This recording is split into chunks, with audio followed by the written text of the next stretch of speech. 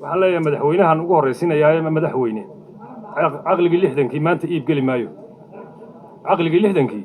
maanta iib geli maayo cid ka yeelaysa boqortooyo inaad maanta ka dhigato Soomaaliland cid ka yeelaysa ma jirto haddii cid boqortooyo sheeganaysana annaga sheegan lahayn laakiin waan soconayn maanta markaan u soo noqdo qodobka sharciga la isku hayo ilaalay waa la isku hayaa kulli wax badan oo dahsoon oo qodobka ka baxsanna way ku hoos jiraanay waxaan leeyahay madaxweyne qodobkaasu waxna waa dastuur oo waa doorashooyinka in doorasho la qabto waa dastuur waa qodob dastuuriya waxa kale la yiraahdo furuusta asxaabtii waxaasna waa xeer meel qodob dastuuri yaallo xeer in lagu murmo waa khalad mana soconayso xeerkan u soo noqonayaa haddii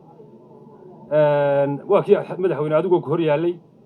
xeerkaas adigu ku hor yaalay adigu ka soo noqday adaa golaha soo celiyay idina kuma qasbayn xoogna laguma hayn waana saxiix karisi waana diidi karisi adiga soo celiyay sida aad soo celisay madaxweyne kaga had oo ka daba imanin tii waxa weeyaan qodobkii dastuuriga ahaa in doorasho la qabto haday tahay mid guurti haday tahay mid madaxweyne haday tahay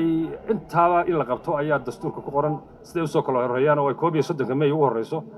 oo taadi ku xigto ayaa loo fadhiyaa oo inaad qabato haddii aad qaban weydo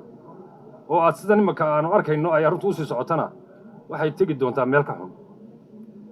waxaan leeyahay madaxweynaha libaax laba raqood lagama wada kiciyaa leeyahay dalka libaax la yiraahdo laba raqood lagama wada kiciyo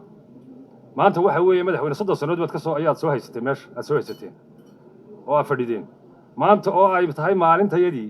in ciid lagu shubo leeyahay ama ku cunay ama ku ciideeyna wallahi inaan aqbalay wax la aqbali karo iyo wax loo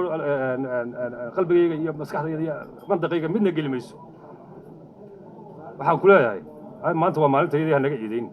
oo noga daa hagardaamada haddii aan istixgal weyna xumaan bay tagi